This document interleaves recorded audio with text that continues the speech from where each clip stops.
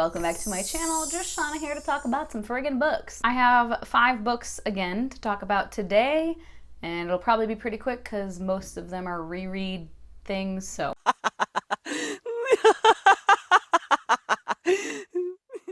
Here we go. The first one is Definitely Dead by Charlaine Harris. Book 6? Yes.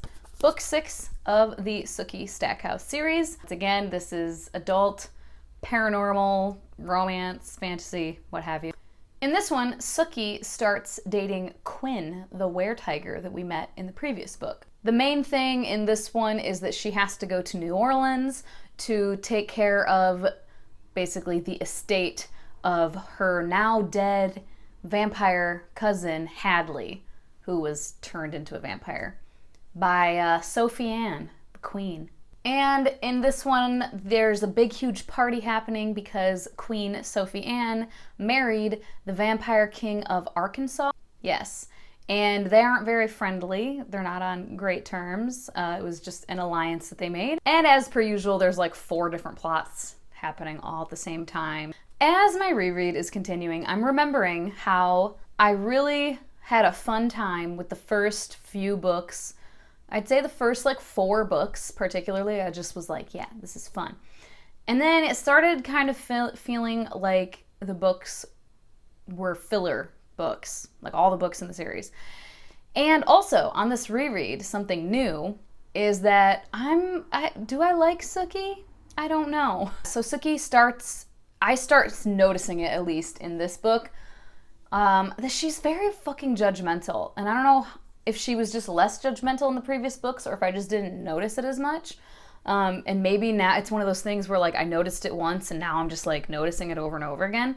She's very fucking judgmental. Let me see if I can find, because I notated some of them. And then I was annoyed with her. There's this whole subplot where a kid goes missing at the school. Sookie runs down there to try to help using her telepathy, and Andy Belfleur, the cop, he's like, oh, go sit over here and listen in to people in this area of the school. And she does it, and they, things happen, whatever, they find the child. And then Sookie's yelling at Andy, and she's like, don't ever ask me to do this again, I told him. And I was like, bitch, you came down there of your own accord. Like, no one told you to go down to the school. You fucking did. He told you where to sit. But like your whole intention of going down there was to use your telepathy to listen in and find the child. He just directed you where to go sit. I was so fucking annoyed. And then this one is the first one I noticed where she's describing another woman's outfit. She was wearing fishnet stockings and high-heeled boots, a red leather bustier. Well, a bustier that wished it was made of red leather. It was probably more like naga hide, and a black band of cloth that I supposed she called a skirt. It was like she'd pulled a tube top on and then worked it down. It was so tight I thought it might roll up all at once, like a window shade. And everything about that I fucking hate. First of all, Sookie constantly talks about how she's poor and she's just a po little country girl. She's all proud of being her working class self, which is great, fine, grand, wonderful. But then why are you getting all fucking, oh, it wished it was made of red leather? Like, basically, like, I don't know, poor shaming someone, or not even poor, but you know what I'm saying? Like, you're trying to shame someone or like mock someone for not having actual leather. And maybe they're vegan and they don't want to wear actual leather. Ever fucking think of that? Also, maybe they just don't have the fucking money for a real fucking leather bustier, and why are you judging them for that? And then just the whole description of like that I supposed she called a skirt. It's shit like that. Like constantly we have Sookie getting dressed up to go somewhere, and she dresses all cute and she talks about how she feels real good, she feels real confident, and she feels a little sexy, and her outfits are always described like a very classy, it'll be a tight dress that goes down to her knees, but then has a little bit of cleavage showing, a little bit of décolletage, but like it's classy, And then other women who basically cross the border into dressing like a whore, according to Sookie and the author apparently, they're shamed and like they're too sexy, now they're whores. And I don't like it. I I don't like it. I did like this book better than the previous book. I liked the plot, the mystery a little bit better, and we meet Amelia, and I really like Amelia. She's just fun. She's just a fun character. She's the witch that she befriends. And then I liked Quinn in this also.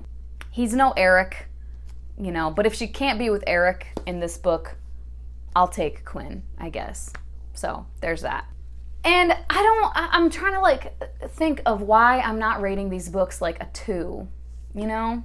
And I just think they're fun, like the plots are typically just fun times. And then when the romance is done well, I really like it. And honest to God, I think currently I'm just so anticipating more Eric. I love Eric Northman as a character so much.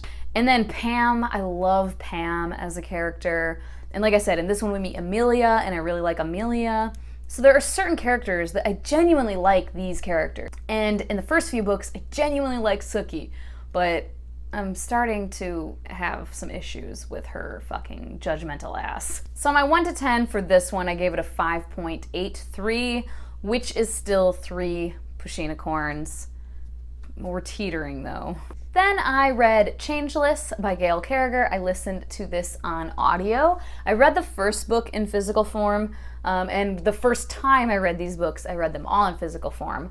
But for the sake of time, I just decided to do these ones on audio for the rest of the series. And yeah, this one is book 2. Did I say that already? I don't remember. Adult, paranormal, romance, fantasy set in Victorian England, where vampires and werewolves are a known thing. And it's steampunk also. I don't remember if I said that the first time when I talked about Soulless, but yeah, it's very much like a steampunk world. I actually like the mystery in this book better than the mystery in the first book, so that whole plot was just more fun to me, and we meet some new characters that are really fun in Scotland, and then we get to see more of Madame LeFou, which I really appreciated because I really like Madame LeFou, and Ivy also, and Ivy is just like a silly ass time, and I love her.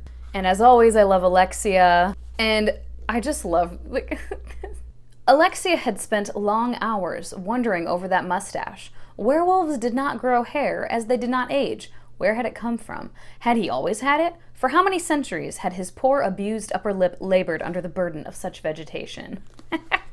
On my 1 to 10, I gave this an 8.5, which translates to 5 Pusheenacorns. These books aren't like anything profound necessarily, but yeah, I just have such a fucking good time reading them. Next one was an ebook that I'm a dumbass and I didn't actually write any kind of bullet points for my review, so we'll see how this fucking goes. But it's book 2 of, I don't know the name of the series, but it's Restless Slumber by KJ Sutton. Fortuna Sworn is the first book, and I read that just a couple weeks ago, and or not even, like a week and a half ago. And I read Fortuna Sworn like real fucking fast, like in less than a day. I read that book and I thoroughly enjoyed it. And Restless Slumber I also enjoyed. Fortuna is still, I love her as a character. I think she's really great. And the different themes of just grief and coping with really dark shit, you know. This one I did find a couple of times where some more editing would have been needed. Not a lot, but there was a few things where I was like, wait a minute. The most notable one is, and I won't like give any names or give too many details, I'm not gonna spoil anything, but towards the end of the book, there's like this thing is happening, and basically some characters are dying. There's like kind of a battle happening, I guess you could say. And this one character, who is a human, dies and is like very much dead. They're dead, we know they're dead, we see them die. And then 2 pages later, maybe not even that, Fortuna is using her magic and someone else is using their magic, and then someone else is using their magic to like glamour them. And Fortuna says this and says like, oh, we're, you know, in this illusion, and she says what so-and-so and so-and-so sees is this, like saying these humans, they aren't seeing what's actually happening. They're seeing this illusion, okay? But one of the characters she mentions is the one who's dead. And I was just like, they aren't seeing shit because they just died. And it was just like clearly a small editing mistake, but it took me out of the story because like again, this character's name is right there saying they see this. I was like, they're for sure dead. Like we see their body. So just a couple of little things like that. And there was a few more too, but I don't know where my ebook is and I didn't fucking write the notes down, of course. But yeah, just a few things like that I was kind of like, oh, okay. But the ending was just like a fucking ride. It was a wild ass ride. And I'm just so fucking curious what is going to happen in the rest of the books. There's going to be 4 more. And I have some theories, but I just don't know. On my 1 to 10, I gave this one a 6.83, which translates to 3 Pushinicorns. And then I read book 7 of the Sookie books, All Together Dead by Charlaine Harris. And again, Sookie's being a fucking bitch. In this one, Sookie has to go to this vampire summit that we heard about in the previous book because the queen, Sophie Anne, was like, hey, I want you to come as my employee and use your telepathy to like listen in on the other humans, basically. And the summit is basically a big get-together that the vampires do to carry out like different ceremonies. There's some weddings between royalty, and then there's like some trials that happen, and it's a party also. And we have Quinn again. She's dating Quinn, and I started to not like him in this one. I don't know what, I can't even say what it is necessarily about him specifically, but them as a couple, I just feel like they look good on paper. You know what I mean? But yeah, in action, I just feel like there's not a lot of, like there's passion, like they just want to fuck each other all the time. But it's not like a true intimacy and passion. It just feels flat, kind of. And also, he's like super busy and barely sees Sookie anyway, so he's hardly ever around. He just felt kind of like a basic bitch in this book. And again, Sookie just being a judgmental ass fucking bitch. Like, I can't wear. Let's find him. Oh, this was just dumb to me. Where I was like, what the fuck? She says, since I so seldom got to see Quinn, who was kind of my boyfriend, if at my age, 26, I could use that term. What is this like weird ageism? 26, you can't say boyfriend? Since fucking when? Like, you're not 75. It's just weird to me. And then this too, the morality fucking gymnastics that she does. She's dating this man, okay? But she keeps saying how she wants to take it slow because she went too fast with those vampires and then she got screwed. Basically, she's putting her vagina up on this pedestal, and I don't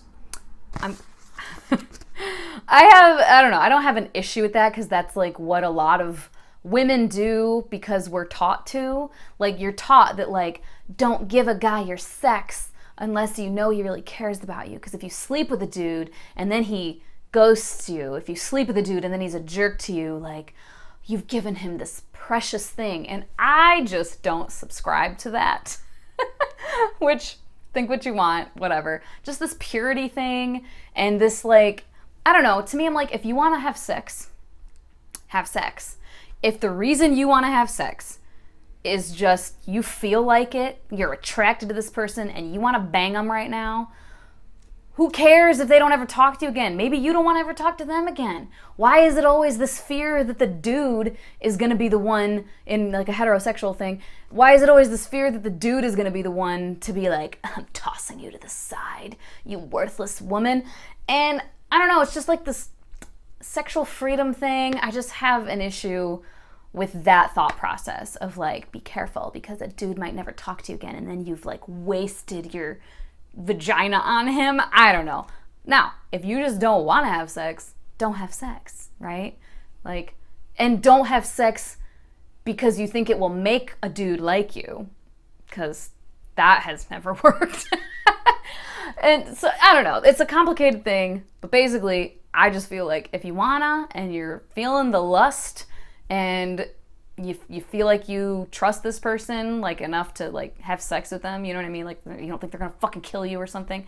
Then have sex, have a fucking one night stand, fuck the dude you've been dating for a week and a half, who fucking cares? So anyways, that's how I feel about that.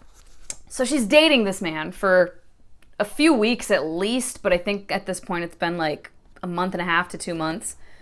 And this dialogue, first of all, I hate, but anyways, yeah, 3 months. 3 months. She's like, if she's talking to him, but if we never get to see any more of each other than we have the past 3 months, I'm not really sure I want to make that next step. I hated to say it, but I had to. I didn't need to cause myself pain. And then she says, I have big lust, big lust, but I'm not a one-night stand kind of woman. First of all, I have big lust. Big lust. Stop. Fucking stop.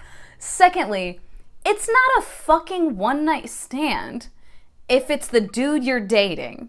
That's not what a one-night stand is. A one-night stand is literally, I don't really fucking know you, probably just met you, we're gonna go back to my place and bang, and then I'm never gonna talk to you again. That's a fucking one-night stand. Banging the dude you're dating is not a fucking one. I don't care how serious or not you are. You're seeing him on a semi-regular basis. You guys are like sort of committed to each other. You're not dating other people. Sleeping with him is not a fucking one-night stand. That's not what that is. And then here is just a perfect example of what I was talking about with the previous book. She's describing this woman that she's sharing a room with. Carla was getting dressed in what I thought of as classy whore. Like, excuse you? Oh my God. And there were just some things too that happened. Like, this is like a plot device that I fucking hate, and I don't even know what to call it other than like fabricated foreshadowing. Right here. They're trying to figure out towards the end this, big mystery plot. Who's doing this? There's a bomb that they think it, like, who did it? Oh my God. All these different things. People are showing up dead, and someone's talking, and then it says, though he'd played at frightening her, she clung closer. And then Sookie, wait, I thought, wait just a minute. But the idea wouldn't form. And then they continue on their conversation. And then later, I held up a hand. Hold it for a sec, I murmured. The waiter's quick turn had reminded me of something else that had seemed odd. Please pay attention, Miss Stackhouse, the lawyer said, and I had to stow the thread of thought away. This constant, like, oh man, there's something right at the tip of my brain. But now I'm distracted and I forgot it. Oh, I can't quite think of it. I hate it. This one, it's just creeping down. The score is slowly creeping down. This one I gave a 5.3 on my 1 to 10, which is 3 pushinicorns. And once again, really what is keeping me going is that there are some characters that I really love, and just the like anticipation and hopefulness of the romance and seeing where it goes, and just waiting for Eric. Yeah, this is just one of those book series that I think once I'm done rereading it, I'll realize like I just don't love it as much as I thought I did, but it's like still fun. It's just dumb fun kind of at this point.